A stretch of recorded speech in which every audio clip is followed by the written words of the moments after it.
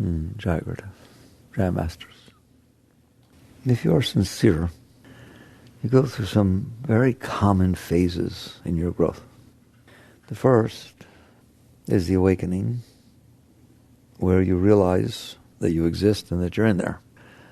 It's sort of like if you're sitting there watching TV your whole life and just totally watching TV, you wouldn't know you existed independent of the TV. And somehow the TV goes blank, the power goes off for a minute, and you realize you're back on the couch. That's waking up. You're always in there, obviously. You're in there. You see what's going on, but you're not always aware that you're in there. Why? Because you get so lost in there. You get so lost in the thoughts, so lost in the emotions, so lost in how the world affects the thoughts and emotions that it's almost like when you're drowning, you don't know what's going on. You're just trying to stay alive. And that's what it's like before you wake up. Waking up is just a word. Waking up means that something has happened, doesn't matter what it is, and you just find that you're in a different seat inside than you used to be. You're all of a sudden noticing that you have these things called thoughts. You're not lost in them. They're not freaking out, at least not as much as they did. And you have these things called emotions. And sometimes they're nice, and sometimes they're not. And believe it or not, you wake up to realize there's a world out there. It keeps changing. It's sort of like a motion picture. It's like watching a river flow by. It just keeps coming and going. That's your awakening. I don't know how to explain it any clearer. You just realize me who sees the world coming and going is not the world coming and going. I'm the one who sees it. Me who's watching the TV is not the TV and is not the show on the TV. Here's a me watching the darn thing. And I can get up, can't I? It's the same thing here. There is a consciousness, an awareness of being that is aware that I see what I see, that I hear what I hear. It's coming in and I see it. I'm not it. I'm the experiencer of it. In yoga, we talk about separating the experience from the experiencer. But it's not something you do physically. If I say, look at the person in front of you, do you know you're not them? Well, yeah. Look at the piano in front of you, do you know you're not it? Well, yeah. I don't have to do anything. How do I know? Because I'm the one who's seeing it. Well, the same thing happens with your thoughts. You realize, I have thoughts. Wow. I have emotions. Okay. That's not who I am. I'm not my emotions. I'm the experiencer of my emotions. I'm not my thoughts. I'm the experiencer of my thoughts. That is what it means to first wake up. There's no other waking up. That's why they don't call it learning. They call it realizing. You've always been in there, but you haven't realized it because you're too involved in what's going on in there.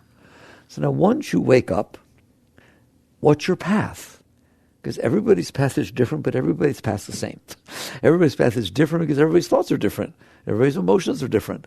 And everybody's world that's unfolding in front of them is different. Every moment, is it not? There's no one experiencing what you're experiencing. There's no one has ever experienced what you've experienced. It's just what you experienced.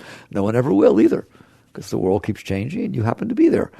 So everybody has their own path because everybody is experiencing different things. But everybody has the same path in the sense that what you do about it in order to free yourself is the same. But it has to be adjusted, obviously, to deal with the reality you're dealing with. So the spiritual path is first awakening to realize you are in there, you exist, you have always been in there. I go through this all the time with you all because that's the starting position. Who sees when you see? Somebody's looking at me right now, aren't they? You in there? Hi, you know you're in there. You get an A+. You don't have to study, do you? Study to see if you're in there. You're in there. Who is? That's the entire spiritual journey. The entire spiritual journey is called self-realization. Do I know who I am? No. I'm too lost in the thoughts. I'm too lost in the emotions. I'm too lost in the unfolding of the world, hitting the thoughts and emotions. And those things are so overwhelming that I pay zero attention so far to who I am that's experiencing these.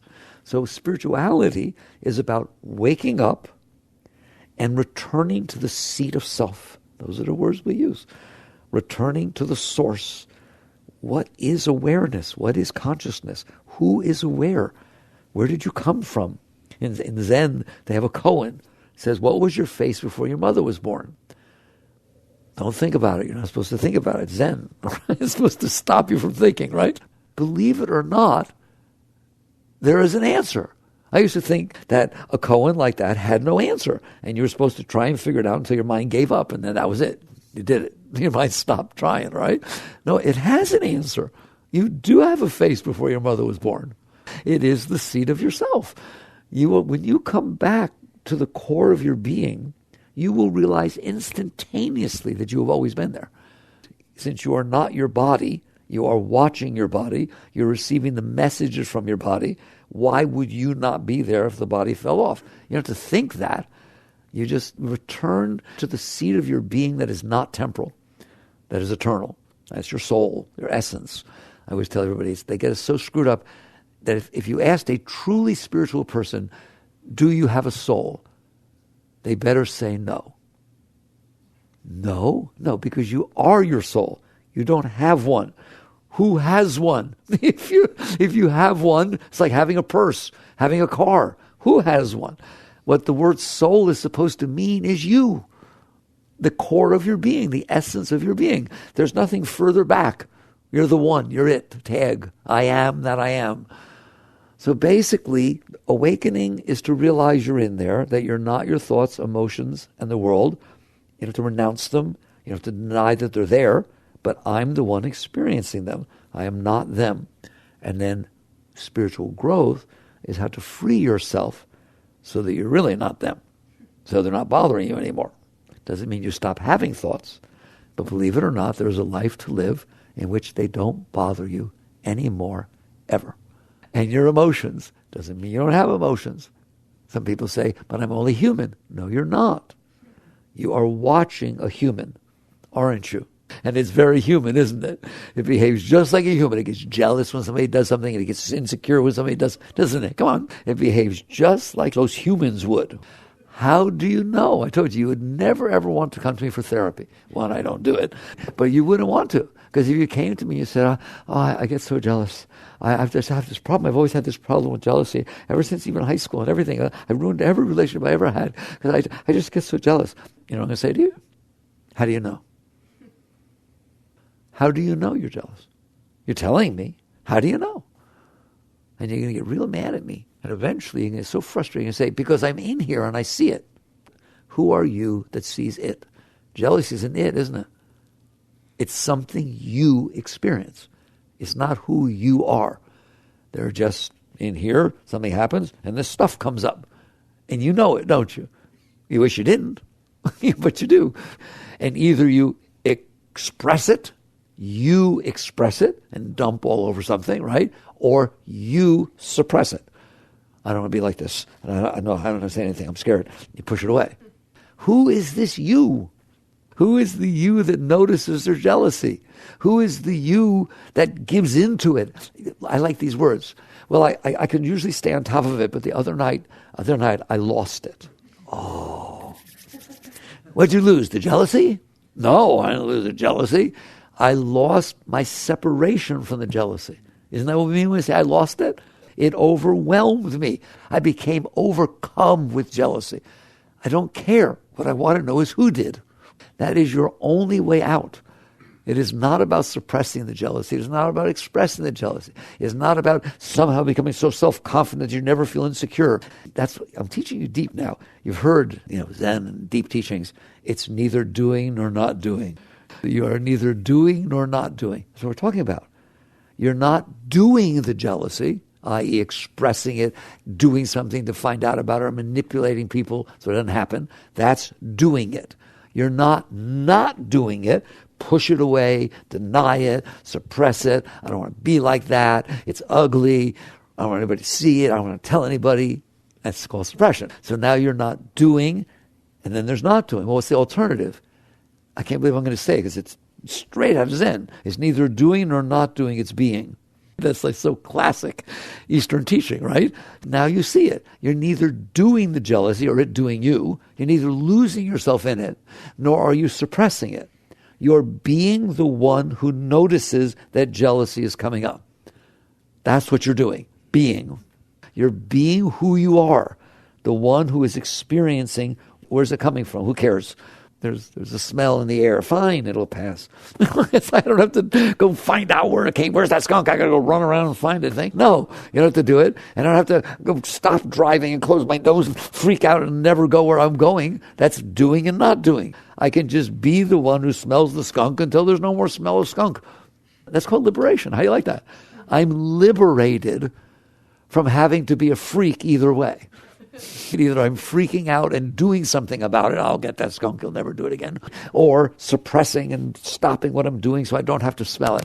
I was able to handle the fact that in this universe I live in, there's this thing called skunk and smell.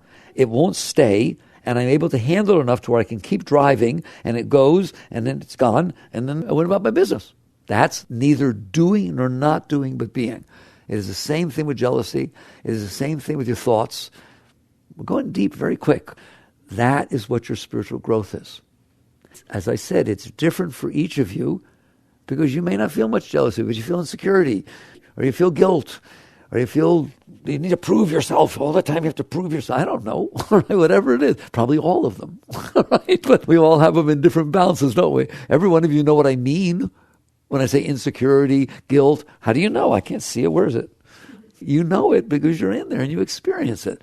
So there are these things inside of you in your universe, and they generally overwhelm you. If you're a normal human being, and I know you're not, or you wouldn't be here.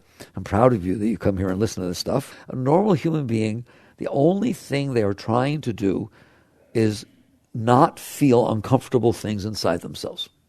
I don't feel comfortable with jealousy. I don't feel comfortable with insecurity. I don't feel comfortable with lack of confidence. I don't feel comfortable with these things. Therefore, what I need to do is manipulate all you guys so you behave in a way that I don't feel them. Right or wrong? That will be my entire life. That's what we call being lost. Now I'm not dealing with who I am. I've married the jealousy and insecurity and dumped it on you.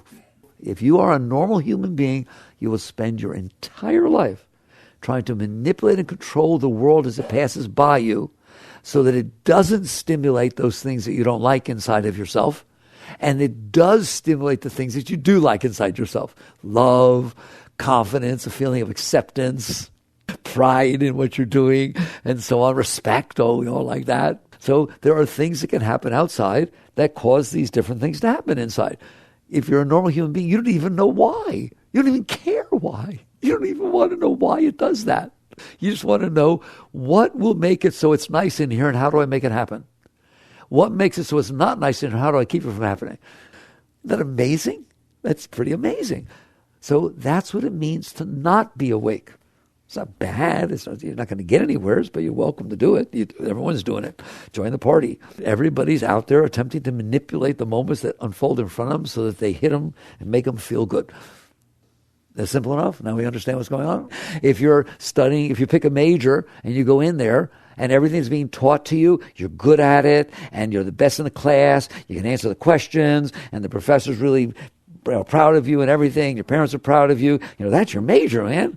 Then all of a sudden you hit, biochemistry or advanced calc or something like that, and all of a sudden you're not doing so well. All of a sudden, not first in the class, you're kind of like you've never been next to the last in the class. And every time you open your mouth and raise your hand is wrong, and you just can't quite get it, and so on. And you call your parents up, and I decided to change my major. Gee, I wonder why. If you're not careful, that is what will run your life. What will? These emotions and thoughts inside, which you don't even know where they come from.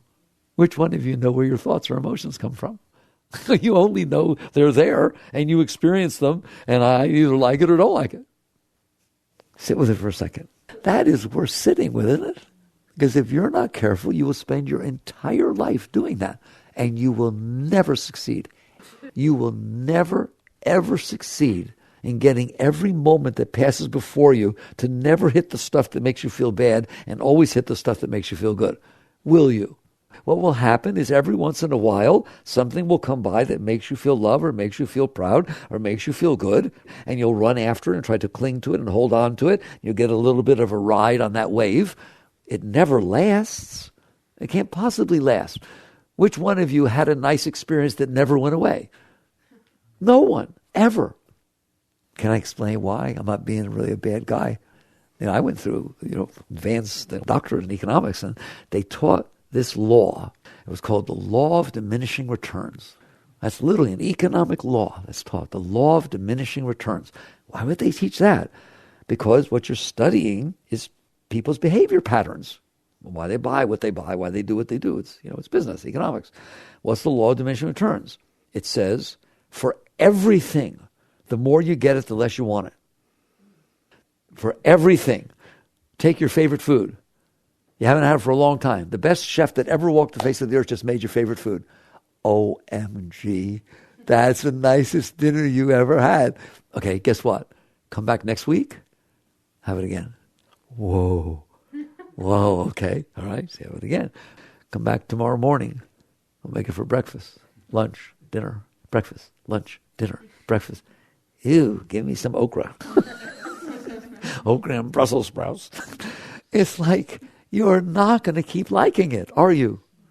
And the same thing goes with relationships. Same thing goes with everything.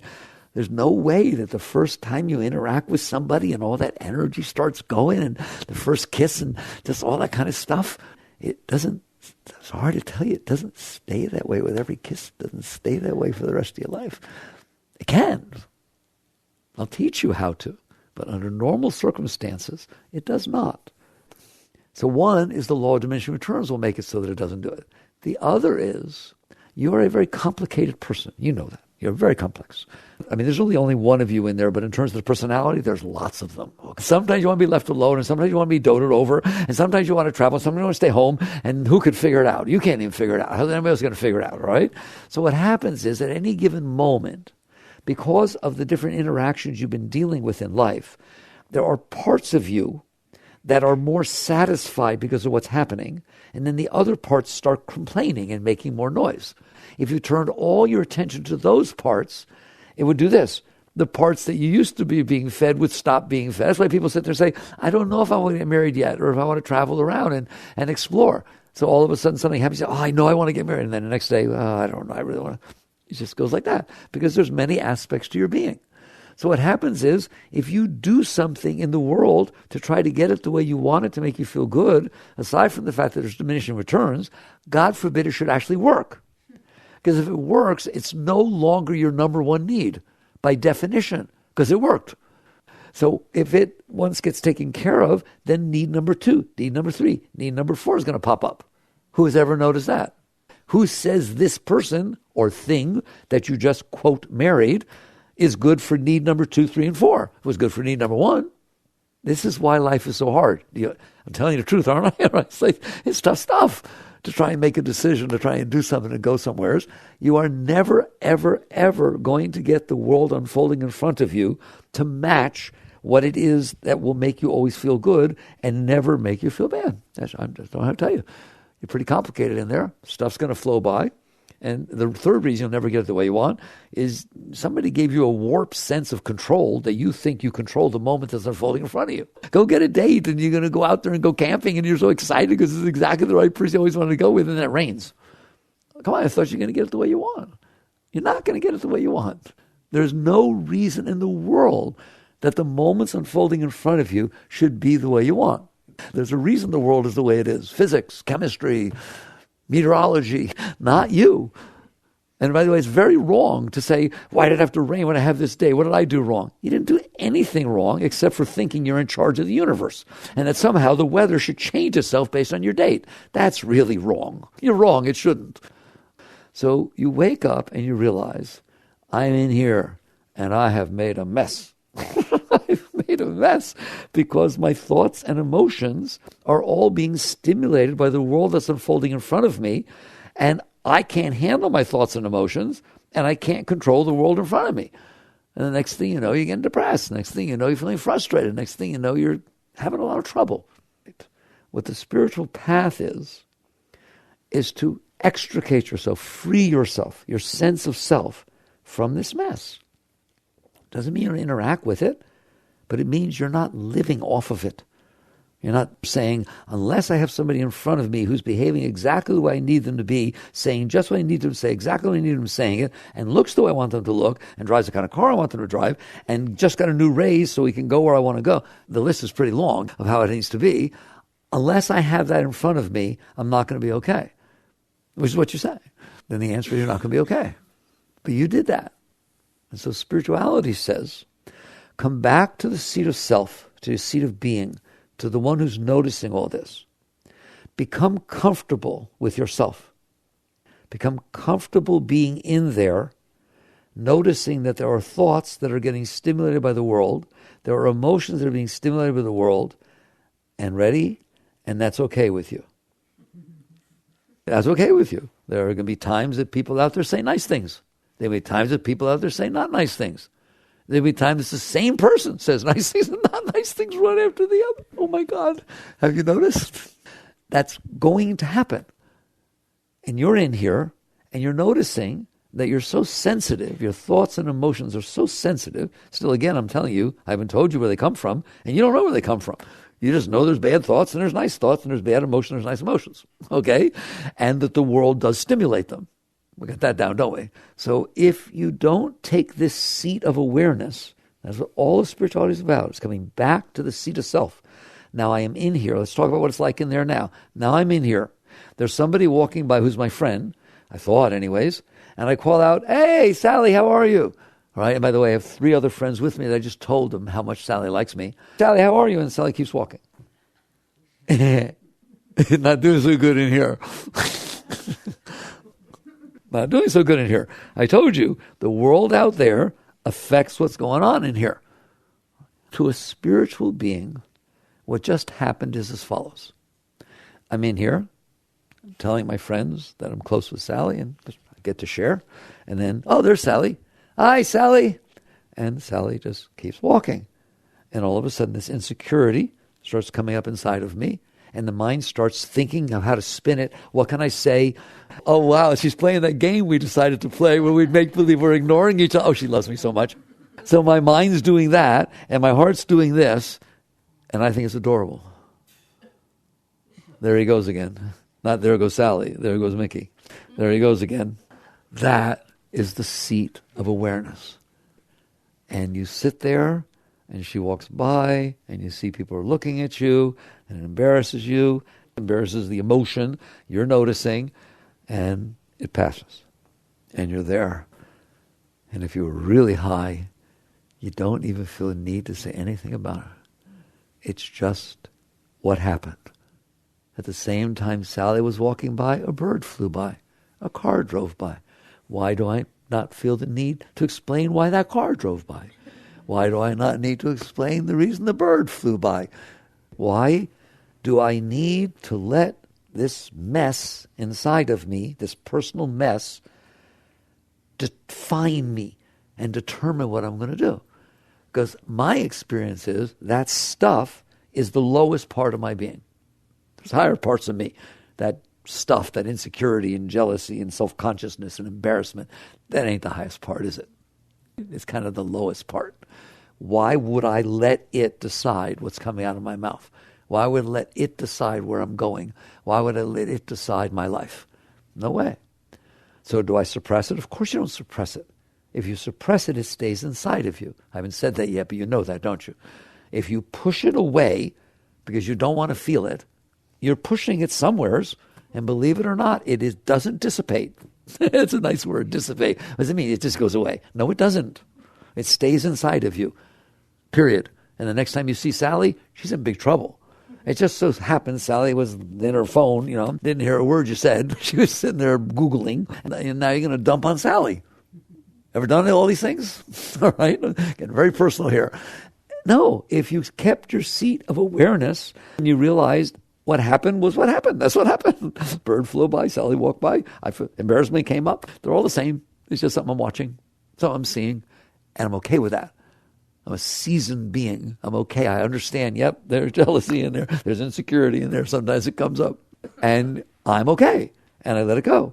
And I would love to think that you're so evolved that 2 days later you see Sally. Ready? You actually forgot about it.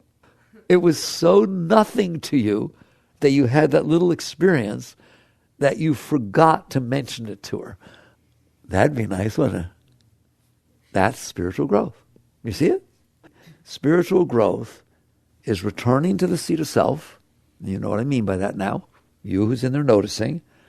And then doing the work that's necessary to be able to handle these variations that go on inside of you because of the variations that go on outside of you. And that's called liberation. That's a free being. You can still go to work. You can still get married. Still have kids. You'll do real well with it because you're present. You're not being knocked around by these lower energies that are coming up inside of you and disturbing you. So now we've painted the picture. A normal human being is drowning in this stuff I talked about. They wouldn't even come here. Why would I talk about it? I need to manipulate people. I'm wasting time being here. I don't know where Sally is. I got to go call Sally to find out why she didn't say hello. I don't have time to meditate. I don't know what you mean work on yourself. I'm busy working on everybody else. Work on myself. How do I get them to be the way I want them to be? What are you, crazy? I got stuff to do around here. So that's a normal human being. And they don't even know they're in there. It's just hilarious. If I say, how are you in there? Of course, goodbye. I'm busy. They don't understand that you who's in there is your only refuge. It's your only way out. It's your only way to be okay. By manipulating and controlling the people around you so that you don't get feeling like this, you're in truth trying to be okay. You're not doing anything wrong. You're trying to be okay the only way you know how to be okay. Grabbing, clinging, doing what you can to make sure the world doesn't bother you. To make sure every once in a while something good happens so you can feel good. So nobody's condemning that. Nobody's judging that. The problem is it doesn't work. It doesn't work. You try all you want. Every once in a while you'll have a good feeling. It'll go away. They better take pictures of it. That's why we like our cameras so much. Oh, I really like that. Quick, bring a camera. Why? Because you know it's not going to happen again. You sit around and look at your albums. I remember when I was happy. A spiritual being never needs to do that. Why? Because if something makes you happy, you know something else will make you happy next. They're not a problem. In other words, you're fine. Every one of you are capable of achieving that state. Now go out and live your life. Now go out and get married. Why would I get married? You have a relationship because you feel love, because you're happy. You like to share the beauty you found inside yourself. Nobody says it's antisocial. It's just anti-manipulative. You're not at war with people in life. You're fine within yourself. Your starting position should not be, I'm not okay. What does everybody else need to do for me to be okay? Because that's everybody's starting position. I'm not okay. How do I get everybody else and everything else to be the way I need it to be so I'll be okay? When you reach a spiritual state, a true spiritual state, you are okay. You are totally okay. You are centered within the seat of your being. You're feeling tremendous love and joy and well-being because that is the nature of your being. We'll talk about that later. And then different human things pop up in front of you, and that's fine. Different things come up. There's sensitivities, aren't there? There's just little things. You're not letting them define your life. You're letting your well-being define your life. I'm so well that I can handle what's going on. So I'm fine. Now I don't need to manipulate and control everything so that I can be okay because I am okay. Now I can go out and serve. Service is what's left. Right now you can't serve, call whatever you want. You're too busy getting what you want, right? You're too busy doing it for yourself. When you are fine inside, you're already as high as you can get. And there's beauty inside. Now all of a sudden there's something unfolding in front of you that's not doing as well as you. Guess what you do? You help it. It's your nature. Because you're okay, you don't need to take from the people around you. Because you don't need to take, you assist, you help. I told you, in the end, the highest life you can live is that every single moment that unfolds in front of you is better off because it did.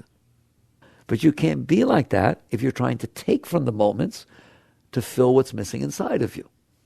So now that you understand what the normal state is, again, the world unfolds, it hits something inside of you and it creates these emotions, creates these thoughts, and then you're gone bye-bye. Trying to avoid the bad stuff and get the good stuff. Spirituality is the world unfolds in front of you, it hits whatever's left inside of you, and you're fine with that. There's nothing to do. The weather changes, doesn't it? Sometimes it's cloudy, sometimes it's clear. You okay with that? You're still going to go to work when it's cloudy? You're not going to run around and scream like a maniac? Can't handle it? It's cloudy, I can't see the sun. Oh my God, it's windy. Oh, I got my hair. Right? No, you generally can handle the weather. All that stuff inside of you, I call it inner weather. That's just inner weather. Sometimes it's stormy, sometimes it's sunny, sometimes it's clear, sometimes it's cloudy. Can you handle it? I want you to handle the inner weather exactly the way you handle the outer weather. It's just, yeah, it's hot. Yeah, it's cold. Yeah, the heart hurts. Yeah, it feels great. You who's noticing that the heart hurts can be fine with this temporal situation that the heart is hurting. If you are not fine with it, you will do something about it. And I assure you what you do about it will make a royal mess. You will take the mess you are feeling inside, and in an attempt to get rid of it, you will dump it on everyone around you, especially the person who you think made your heart hurt, and you will ruin everything. So instead, you learn to be comfortable with the weather. I'm glad we came back to that. I like to call it inner weather. You can relate to that, can't you? It gets stormy, it's balmy. It's going to do that, isn't it? It's done it your whole life, hasn't it? Your whole life, and you've never learned how to be okay with it? Wow. You want to know why? Because nobody teaches you can be okay with it. They teach you're supposed to go out there and manipulate everybody and change everything so that your heart doesn't ever hurt. And that's a lot of work. And all you have to do is just learn how to, okay, sometimes the heart hurts. That's what it does. Sometimes it feels really good. No, just handle it. If you can handle yourself, as we're talking about, if you can handle inner weather, your entire life changes. You become a great being. And you'll start to notice that you're around people, I don't care if it's business, relationships, anything. Other people can't do it. So they're running around, it doesn't look like it now, but they're running around like chickens with a head cut off, trying to do what they think will stop it from hurting or get what makes it feel good. And they're just running around. I need this vacation. Oh my God, I'm saving all my money. I want to go to Hawaii. There's nothing in Hawaii that's not in anywheres. It's inside of you. You're thinking if you go to Hawaii that what's happening will hit the stuff inside of you and make your heart open. What if it rains every day in Hawaii? What if your baggage doesn't show up on the plane? What if you get robbed in your hotel room even though it's 5-star? All kinds of things can happen. It has nothing to do with Hawaii. It has to do with what you think will make you feel okay inside of you, or what you think will make you feel bad inside of you. You know what yoga says? Why don't you, instead of indirectly trying to manipulate and control the world around you to make your thoughts and emotions feel good and not feel bad, why don't you work directly with your thoughts and emotions? Since you're the one in there and they're inside, oh my God, that sounds so rational, it's absurd. Why would you do it indirectly? I used to tell a story that somebody was hungry. I mean, really hungry. They're starting to be emaciated. They're starving. And I said, well, what's the matter? I said, I'm really hungry. I got to eat. And I look, and there's all this food, this beautiful food that's prepared 3 times a day by the best chefs, laid right out in front of them, 5 feet away. It's sitting there. They keep taking it away, bringing new stuff, put it down. If you're hungry, eat. I can't. Why? I need Mary to feed me. I like it when Mary feeds me. I need Mary to feed me. Where's Mary? She left. Well, so now all of a sudden, instead of eating, you need to do something to fix your relationship with Mary, wherever the heck she is. So you're not eating, you're on the phone trying to get Mary and trying to do this and trying to manipulate Mary so that she'll come here and feed you. Do I need to tell you that's kind of stupid? That's called indirection. You're not even working with your problem. You're working with something else because you think it will solve your problem. That's what you're doing when you work with the outside world, people, places, and things, to try to get them to be the way that will make your thoughts and emotions feel good and make sure that they don't be a way that makes it feel bad. To me, it looks exactly the same. Why don't you just directly work with your thoughts and emotions and get them to feel nicely? So I want you to understand inner weather. I taught you that. Now I want you to understand working with something directly versus indirectly. That's all true spirituality is about. It's just saying, why don't you work with it directly? You're in there. They're your thoughts. They're your emotions. Right? So now that we've communicated, are you capable of doing that? The answer is you're completely capable of working with your own thoughts and emotions. Are you capable of having it be so nice inside that when you wake up in the morning, you can hardly get out of bed because from the moment you wake up, there's just all this beautiful love and joy and enthusiasm flowing inside of you, and it stays all day. And you go through the entire interaction of your day, and it's all fun and exciting, even if it's challenging. What's wrong with challenging? You play sports that are challenging, don't you? So what's wrong with the world being challenging? The reason is, you know what's wrong with the world being challenging? You're not okay, And if it's not being the way you need it to be for you to be okay, I don't want to bother with it. It's just that pain. It's hard. But if you are okay, it's exciting. So everything can be fun. Every moment of every day of your life should be fun. All your relationships, your finances, your interactions, your career, every single thing should be fun. Why would I not want that for you? You come down to the planet Earth, it's a nice place. You're going to stay for a few years. Why would you not want to have fun? Have a good time. Enjoy your life. Enjoy every moment of your life.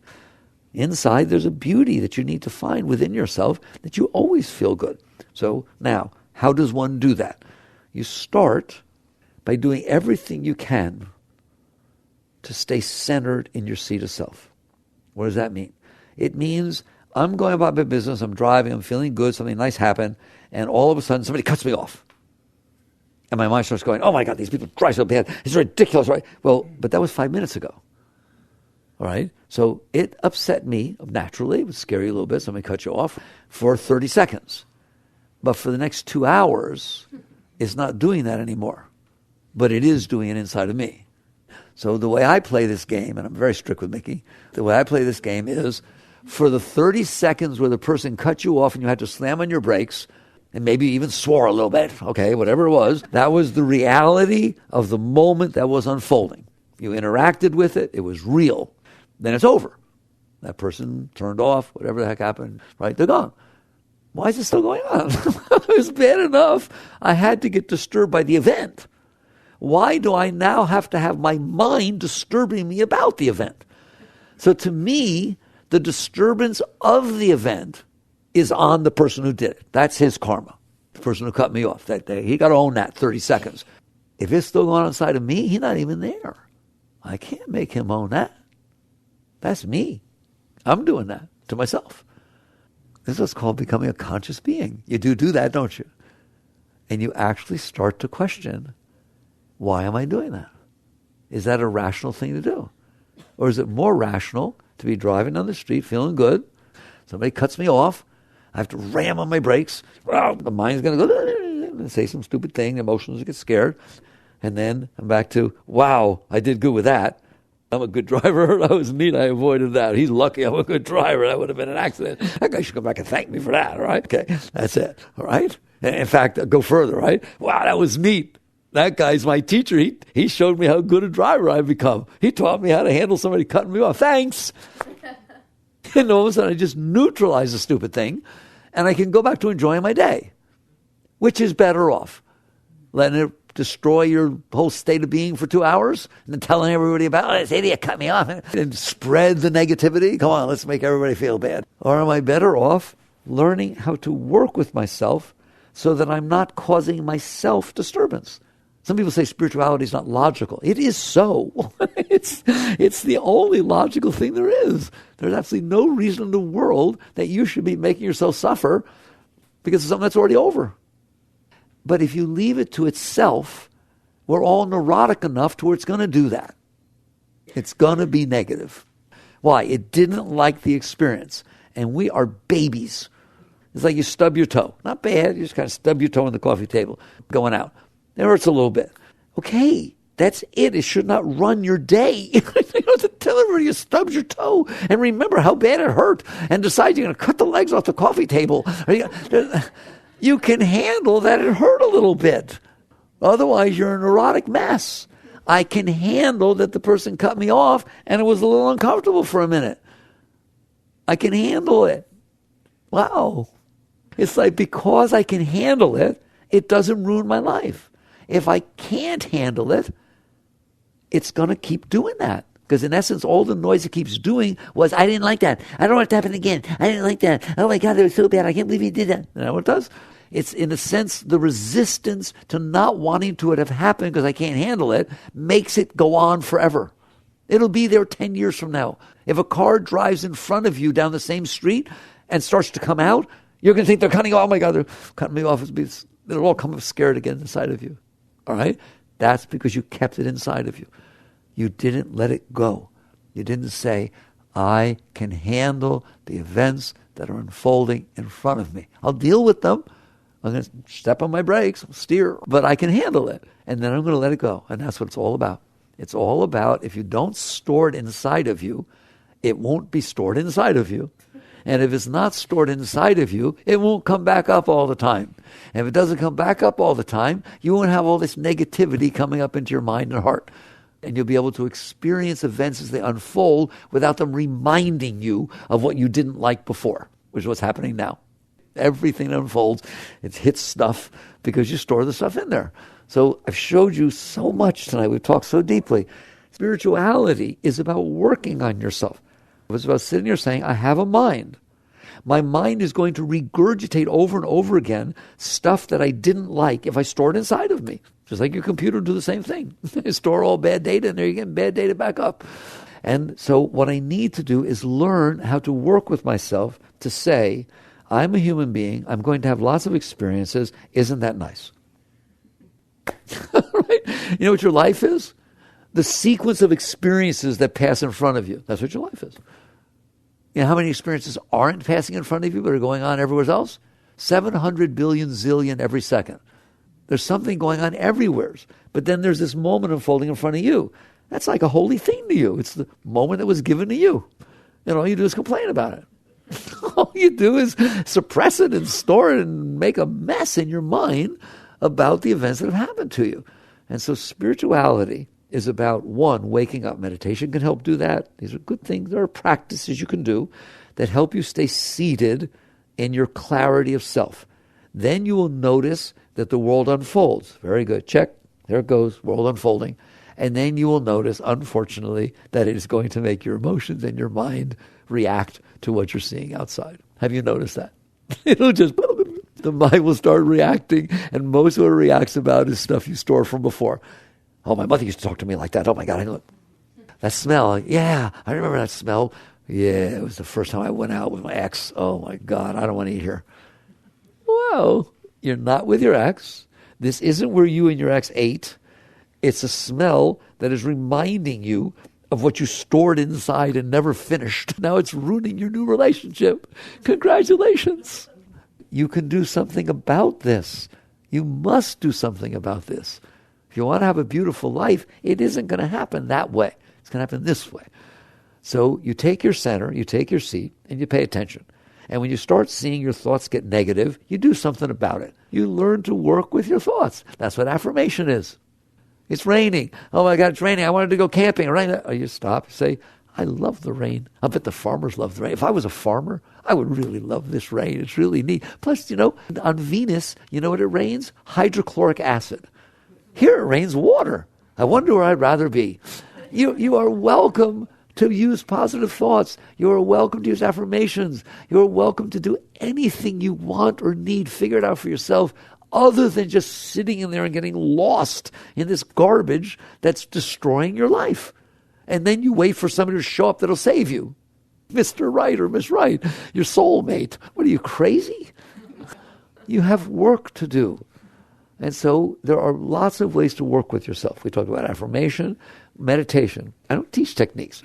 I teach why you would use techniques. To me, that's more important. There are lots of people who teach meditation. Find the meditation that works for you.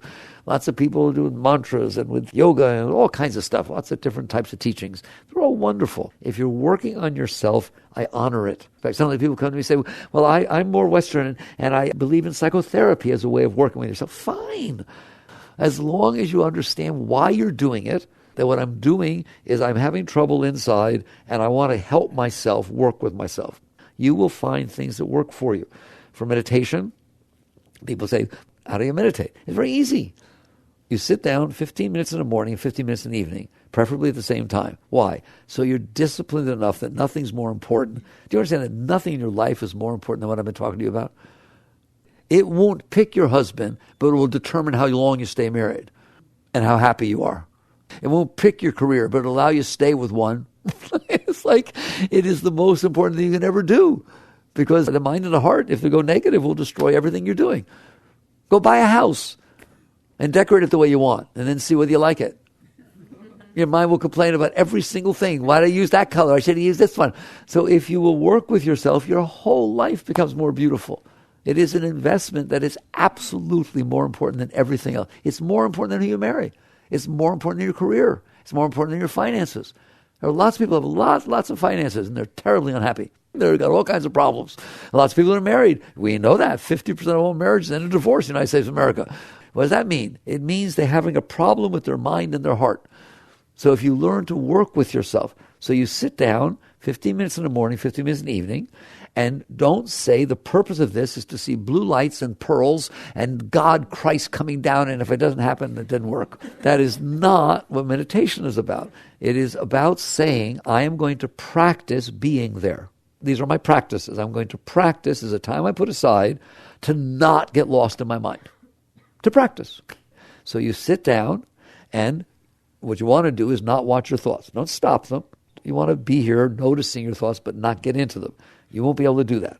They're too strong. You'll see yourself for 2 seconds, you'll watch, and next thing you know, 10 minutes went by, and you were thinking about what will happen after you die. Or the fact that I don't want to go to a nursing home when I'm 65 when you're 23, Just the thoughts will pull you right into them. So what you find very quickly is I need some other place to put my awareness other than my thoughts so that I am paying attention to something other than my thoughts, then it's easier to not get lost in your thoughts. And the best thing to pay attention to is your breath. Did you know your breath goes in and out on a regular basis? You laugh. Most people don't ever watch it in their whole life. Really? Look at that. It goes in and out. The most basic meditation is watch it do that. Well, at first you'll watch it, and then you'll realize, I'm lost again. The mind is very strong. You're very used to getting lost in your mind. Well, if you get lost in your mind when you're just sitting there and nothing's happening, you're sure as heck going to get lost in your mind if somebody cuts you off or somebody didn't call you back, because those are more powerful thoughts. So then you add one more thing to it, and that's it. Count. Count the breath as it goes in and out to 20. Don't count to 50 or 100, because what will happen is you count to 20, and then you're going to notice at some point you're at 50. But at 20, you were supposed to start over, but you weren't paying attention. You weren't paying attention to your thoughts, so it became automatic. So if you add that thing where you get to 20, then you start at 1 again, you have to at least be present enough to come back. Now you stand a chance. At first, you won't be okay with it, but over time, you're going to be able to sit there for 15 minutes and watch your breath go in and out, and every time you start to get lost in your thought, bring it back. Don't fight it, just bring it back and count, and eventually be able to do it. And guess what will happen? If you can do that for 15 minutes, your life will change. Your life will change. You will get up at a state of peace like you've never experienced in your whole life. If you literally could do that for 15 minutes without getting lost in your thoughts, you will feel as though God just came down and touched you. Your thoughts are rather aggravating. They're very, very tumultuous. And if you can manage to not be listening to them, but not be asleep, but be present, all of a sudden, a quiet and a peace comes over you that's really beautiful. But even if you get lost in thoughts a little bit and bring it back, you're practicing doing that.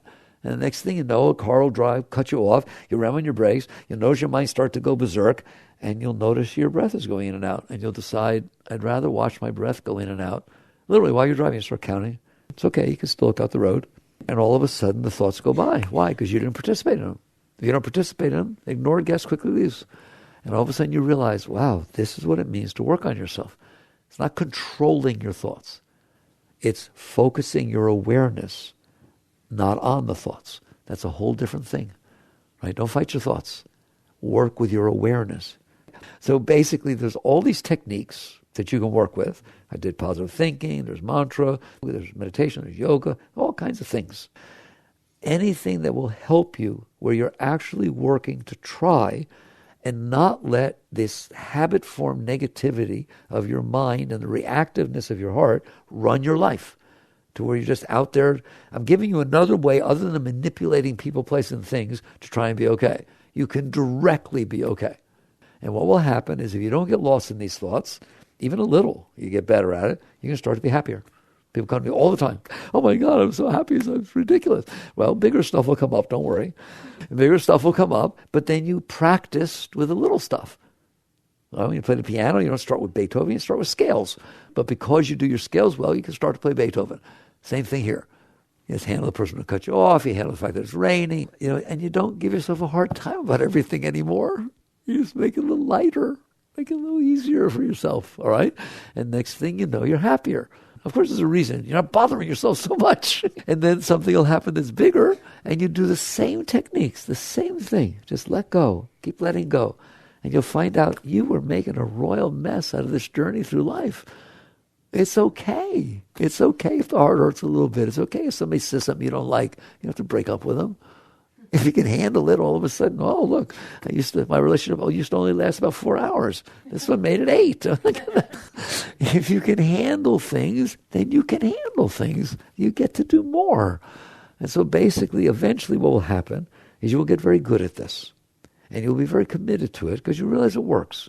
You realize your relationships didn't work, the career didn't work, the money didn't work, the new car didn't work, the new house didn't work, but this does. All of a sudden, life is more beautiful, it's more open, everything's working better, and at some point, you will start to feel an energy that's way bigger. So far, it's non-negative.